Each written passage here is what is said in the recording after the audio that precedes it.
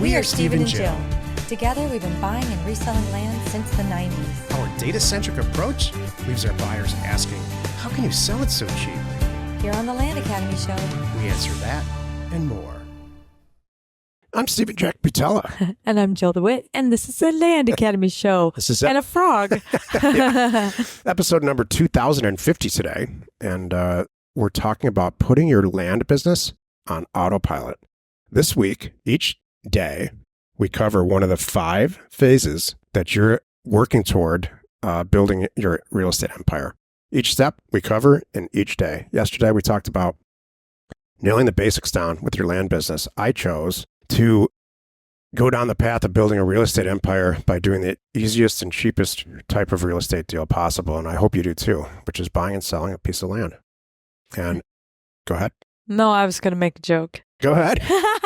And I chose to follow along with the coolest, easiest, simplest. No, you're not simple, but for the most part, easygoing guy. Monday was whatever that meant. Nailing the basics down in land business, and Tuesday, which is today, we're going to talk about putting your land business on autopilot. Yeah. This is my favorite part, by the way. I know, me too. Not my favorite. Love this phase. When people are, this is like the light bulb went off. This is like, oh, I got this. I'm like, yes, you do.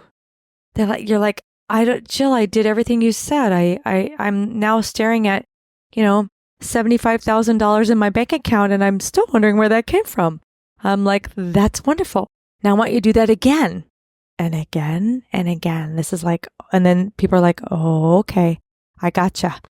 It should be past the moment where you, in the middle of the night, you wake up out of bed and sit up in bed and say, I'm a land investor. Mm-hmm. I haven't ever thought about it that way.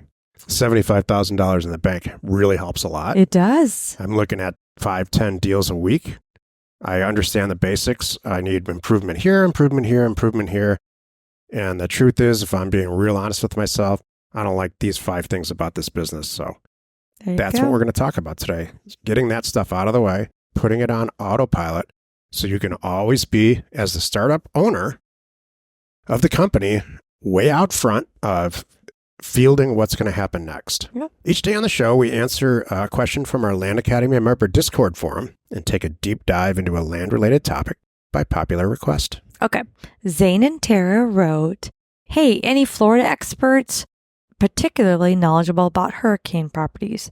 I have a unique situation where the seller reached out to me regarding his lot and a teardown home. Darn, it was hurricane damaged. He reached out based on a referral, not because we mailed there. Before the hurricane, the lot was worth about $800,000 market value. I'm assuming that's with the house on it. Now realtors won't give any advice because the entire area was flooded. The seller wants out, but doesn't know how, for how much. He's owned the property for 69 years, and I'm sure he has a number in mind. Well, it's probably the old number. I'm not sure what to offer, or even if I should offer anything, because 2 more storms are brewing off the coast, and I truly don't know what this lot is worth. If you're experienced buying and selling land in hurricane areas, I'd love to chat. I know the entire area was flooded badly, and realtors have said there will be a severe market correction as a result. If we move forward, I'd likely need funding. This is a tough one. Well, because I think no matter what you buy, it's going to be a hold for quite some time. The Florida experts in the group piped in here, and their advice was fantastic. Did they say pass? No, they said, send me the deal and I'll tell you exactly what to do, which is a huge benefit to being in Land Academy. But my point, the other part of this is we just don't. The people in these areas are having huge misfortune. Yeah. There's a big insurance component to all of this. So bad. You just don't want, this is not something that you want to hang your hat on. Well, there's a little bit of a silver lining in there. Okay, in a perfect world, this wouldn't have happened. Okay, scratch that. So now we're in an imperfect world, but I would hope that this person has insurance, and it would be nice if the person got enough insurance to pretty much pay them for what it's worth. So now they can move on and rebuild a new life somewhere else. That could be. And now Zane and Tara, now you guys are here. They're still trying to get a little bit of money out of the dirt because of what's left over. And that could be gravy for them. So that could be the situation. So they're not expecting a ton if they really are getting reimbursed a good amount, but we won't know. That's the hard part. You never know. And my bigger concern is assuming that's all correct. Yeah. They're walking away with, okay, it was worth, maybe before that was worth $800,000, right? They're walking away with $750,000, And so they're like, we can restart our life in Texas, fill in the blank. It doesn't matter, wherever they're going to go and have a nice and move on. So the bigger thing is now you need to look at this and look at you. Yep. I want you to make a smart decision, even though I know you have I know Tara very well. Oh. I know you. Oh, yeah. I know you have a big heart and I know you're going to want to do the right thing. So, but I don't want you to be stuck with this, right? I don't want you to spend $50,000 on a property that you might be sitting with for a couple years before things turn around. People can buy, people can rebuild. People are going to be gun shy too for quite some time, as would I. There's 10 or 15 things going on here. I'm not going to address all of them. They all come down to walking away from this deal. Yeah. And any deals in this area. We've never done deals. I'm not going to roll the dice. Where tragedy is. And it's not just that. Yeah. Just the insurance part of this alone. Did it have flood insurance? What was insured? Was the house insured and not the land, which is really typical now. So they're going to get money for the house. They still own the land. There's all kinds of things going on. And this is my biggest concern, aside from ethics. My biggest concern is this is the first call you got. This is a hurricane ravaged area, and there's 2 more storms coming. By the time that we're recording this, we already know what happened with those other storms, and it's not good. There's going to be so much for sale property and all kinds of issues. Please, if you want to know about what happens after a huge storm in the southeastern part of the country, please research Katrina and look at what it devastated, and the real estate environment there will never recover. Yeah, that's the thing. Never. That's my fear. And I have been in our little Discord group and saying, I don't know if it was for Tara or for whom, but I was making comments about that too. Like, hey, be careful. It may not come bouncing right back in the next couple of years because we're how many years, like you said, post Katrina. And there's blocks that'll just never be rebuilt. It's really You never sad. want to be labeled a storm chaser. That too. In this business, or really any business. So it's just not worth it. There's so many good deals out there. Yeah. I know who Tara is now too because of your coaching. And Mm-hmm. you don't need this. You're better than this. Today's topic, putting your land business on autopilot. Jill seems to have a real clear idea. About what? About how and why you want to put your business on autopilot, because she loves this phase. I didn't say about the how and I the do why. too, by the way. But I was talking about this is the most fun for me. Go ahead. Because this is where the people are all excited. You're coming. Okay, so now you got all the kinks out, or the most of them, I should say. Now it's kind of like, all right, now I need to put some systems in place.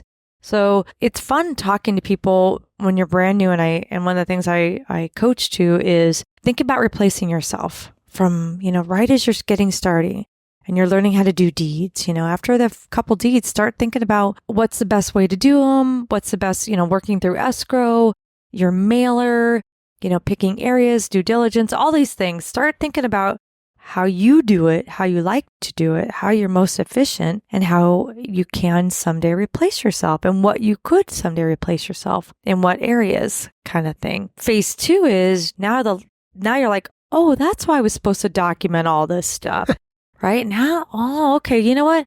I always hate fill in the blank. I'm going to have posting properties for sale. How about that one? Or just getting them sold, talking to agents, all of that stuff. That's just one example of what could be a pain point for somebody. So having a process in place, now you could start looking around going, how do I want to outsource this? Maybe just even selling the property. Maybe leading up to now, you've been selling your own property. You've been doing Land Watch, Facebook, all the social media things, Facebook Marketplace, whatever, you've been doing flat rate listing MLS, writing your own listings, navigating, getting your own pictures in drone, picking them, getting it posted, taking the phone calls. So that's one easy example of you can autopilot that, because that takes a lot of time to do. It's seriously, you're selling 10 properties at a time, maybe even 5. That's a lot of work. So you could go, now I'm going to only do properties that are worthy of agents, and I'm going to let an agent do all that work. Yeah, they're going to get a commission. I don't care at this point. I can afford it now too. And I'm doing the deals that I bake that into it. No problem. I know I'm making $40,000 a deal because I won't do it otherwise, so I can afford the commission kind of thing. So that's an example of autopilot. And that's what this whole, second gear is, and getting it rolling. So you should be at this point, there's no magic thing that happens when you shift from first gear to second gear. One of the transitions into second gear here, or the second phase of 5 phases, is that you, like I said, you sit up in the middle of the night and you say, wow, I did 10 or 15 deals. And what I want you to do then is sit down and say, where do you think you did well? And where are there areas for improvement? Hopefully you made a bunch of mistakes during that first phase. It didn't phase you. It didn't stop you. And you're ready to get on to number 2. And autopilot for me is getting organized. So the first phase of this should look like a disaster. You made a bunch of mistakes, comedy of errors. Hopefully you got lucky a little bit. So phase 2 is removing as much as possible the risk out of the rest of your land career, meaning making good decisions on acquisitions and sales and getting organized. You want to look back and say, wow, those 8 markets that I mailed, these 3 I did really well. In fact, I did all my deals in these 3. Most of them in maybe this one market. Boy, I better put that market, remailing that market into my system. And what did I go through that made me choose that first market that's different about the other one so I can repeat it somewhere else? Really assess what positive and negative, what you did in that phase 1. And what maybe it's a type of deal. Wow, I made and 80% of the money I made was in this one deal in this one market. I would like to do 13 of those a year. Serious self-assessment about what you like and what you're good at, and assessing your performance in the deals that you're doing and the mechanics of it. Get everything into a schedule. Get your mailing. Chances are your mailing consistency could use some work. Mine always can use work. My mailing consistency has now, for I'm 30 years into this, I still don't consistently mail, and just ask Jill this, consistently mail the way I should. Can we talk about let's give a couple, before we wrap up, I want to give a couple different examples of the parts that you might hate and how you can autopilot them. So one is the sales. I just talked about that. No problem. Give it to an agent. So the beginning part, I'm trying to think, what if I hate scrubbing data? I hate trolling. I'm just like, I did it. It was hard. It was scary. It worked. What about the whole beginning piece? If analyzing real estate markets is not something you enjoy, then I'm afraid it's an imperative part of this business. And just generally liking real estate, I'm looking outside of our RV right now, and I'm still to this day amazed by the Pacific Northwest's landscape and just the real estate part. And it's in our souls. I don't think you would make it to the second phase here if you weren't in love with real estate. Person. Whatever you can't stand doing, you have to get somebody else to do it, because eventually, if you're going to work and sitting at your desk every morning and you're doing something you don't want to do, it's going to end at some point. So I've got 2 answers. I was going to say the first part, you hate, well, I shouldn't say hate. You're uncomfortable. Maybe you could bring in a partner, to do that, who's good at it, who has experience at it. And for the data part, and that you could easily outsource that too. You can get, we have concierge data and they'll do it for you. We have real experienced people in our group. This comes up in Career Path all the time. Yeah. Real experienced people in our group that have hired former interns and put them on the payroll eventually to analyze data and to set up systems for them to feed Jill's point, to feed making the phone ring. Intelligent people are calling, seeing what the deal is about, how they've been contacted because you want to sell their property. There you go. And then the middle part, what we talked about, putting it on autopilot. Okay, I got the front end, I got the sales end, I got the acquisition, and I got the sales. In the middle, the engineering part, all the minutia and the due diligence part and that kind of a thing. So if you were not comfortable with that, answering the phone, creating the deal, I'd bring in a partner. There's stuff like that that you can't really trust a staff, employee, outsourced person to make the deals. Listen, this is harder. After you've assessed everything and you really want to put this on autopilot so you can go do the stuff that you're good at. Right. It's your money, by the way, though, too. You got to be careful. This is easier said than done. Yeah. Because the people that ultimately run whichever, if you're not a Jack or you're not a Jill, whatever the opposite is that you're putting in place to get that out of your life, they need to be better at it than you are. Right. It doesn't do any good to hire one or two people and then just stand over their shoulder and see if they're doing a good job. Or, if you don't like answering the phone and doing that social, personal piece of this, which is what I don't like, it doesn't do any good for me to not do it and stand there. And expect results. Staffing and putting people in place has been the single most challenging part of this business and any business that I have ever owned. Yeah. So Jill and I got really lucky that we joined forces when we did. And I got I didn't, you could have been a data person. A data person or a dating person? Well, you were dating. You should raise your standards in that, by the way. I'm not dating anymore. This is good. At the end of the autopilot portion of your business, and hopefully I wish for you that it's a short phase, phase 2 here of 5 phases. Yeah. You're going to move on to, expanding your land business into other real estate types, which is what we're going to talk about tomorrow. Cool. You are not alone in your real estate ambition. We are Jack and Jill. Information and inspiration to buy undervalued property.